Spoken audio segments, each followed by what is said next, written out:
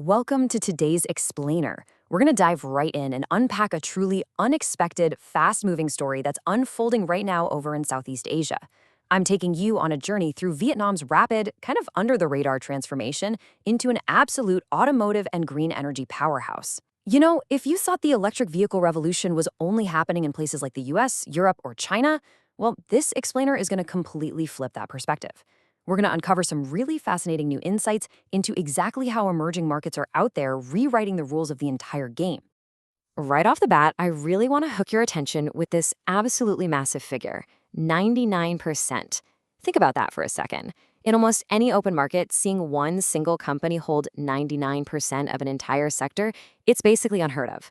But in Vietnam's booming electric vehicle market, a single national champion holds exactly that.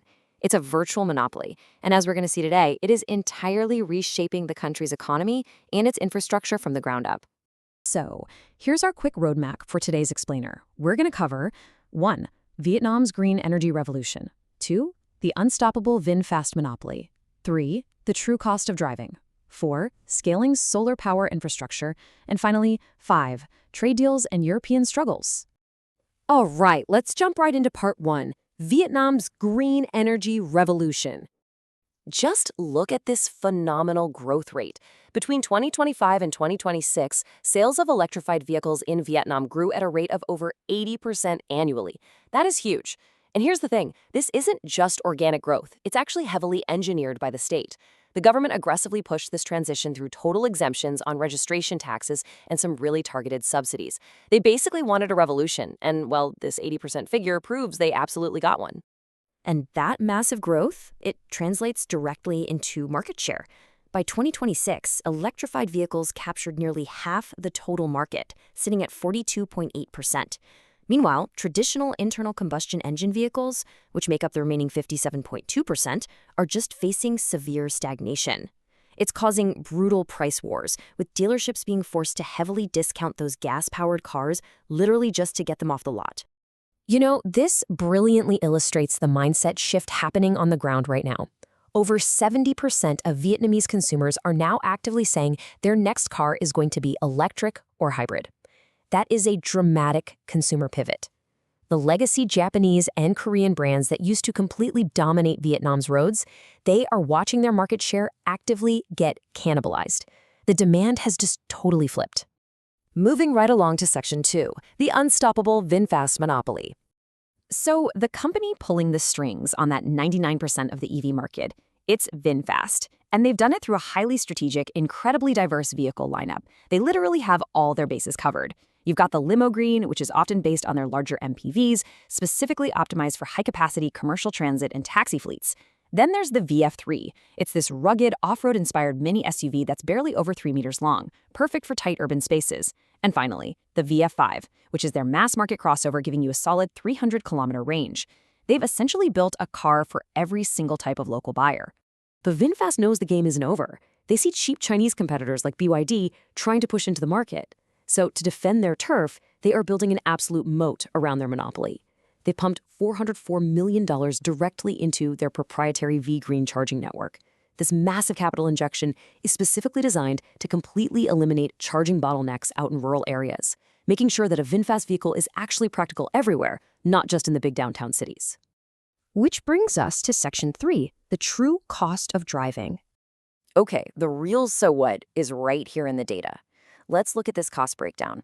Gasoline sits around 81 cents a liter, and diesel is pushing near $1. When you consider the local purchasing power in Vietnam, importing these expensive fossil fuels really hits the wallet hard. But then, look at electricity rates.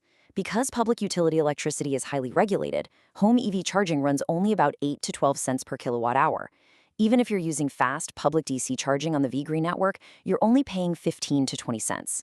The economic advantage of EVs in Vietnam is actually way superior to what we're even seeing over in Europe right now.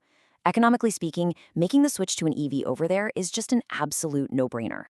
Let's transition to Section 4, scaling solar power infrastructure. Because you have to power all those cars, right? Well, Vietnam is actually the undisputed solar leader in the ASEAN region. By 2026, their installed solar capacity hit 21.76 gigawatts, and it is projected to skyrocket up to 37.63 gigawatts by 2031. That is a compound annual growth rate of over 11%. And it's not just to charge cars. This boom is being driven by intense government planning, a massive manufacturing sector, and the sheer energy demands of all the new data centers popping up. However, I gotta be honest, this explosive growth has created some really severe growing pains. See, early on, Vietnam offered these incredibly generous feed-in tariffs, which were basically guaranteed government payments just for generating solar energy. Naturally, this sparked an uncontrolled boom in solar installations, especially down in the south. The result? They ended up with localized solar overproduction that the current power grid literally cannot transport. It is currently estimated that a staggering $15 billion in investment is urgently needed just to modernize those southern transmission backbones, so all this clean energy doesn't just go to waste. So how do you fix a strained grid? Vietnam is pushing some incredibly innovative models to stabilize things and manage the natural intermittency of renewable energy. For one, they're rolling out direct power purchase agreements, which allow factories to just buy clean energy directly from the producers. They're also optimizing space by installing floating solar panels right on top of existing hydroelectric basins. And perhaps most importantly, they are now making battery energy storage systems mandatory for new solar projects to help capture and manage peak demand. Finally, let's hit Section 5, Trade Deals and European Struggles. So what happens when this domestic strategy hits the global stage? Let's look at the geopolitical contrast. Under their free trade agreement with the EU, Vietnam actually eliminated 99% of customs duties overall, but they deliberately maintained strict protection specifically on their auto sector. Why? To protect VinFast from foreign competition until it reaches a massive economy of scale. Now contrast that with India. India did the exact opposite in their recent EU agreement. They slashed their 110% auto tariffs all the way down to 10%, specifically to attract European technology and turn India into an open market electrification hub. We're looking at two completely different paths to industrialization here. And Vietnam's protectionist approach, it definitely comes with global challenges. Despite having these really sleek designs from prestigious studios like Pininfarina, VinFast had to drastically pull back its European expansion in 2025. Their whole attempt at a direct sales model turned out to be financially unsustainable. When you combine that with high accumulated debt, really tough macroeconomic conditions, and some pretty harsh consumer critiques comparing their driving dynamics and software stability to those legacy European brands, they simply weren't ready for the hyper-competitive European market.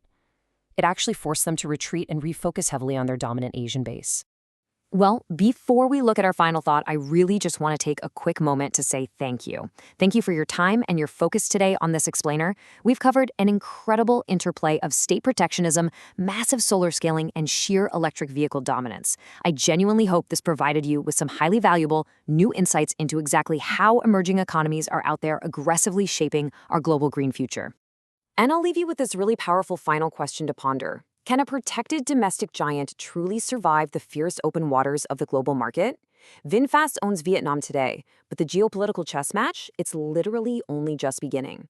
Keep an eye on this space because the next move is going to be absolutely fascinating. Thanks so much for tuning in and keep learning.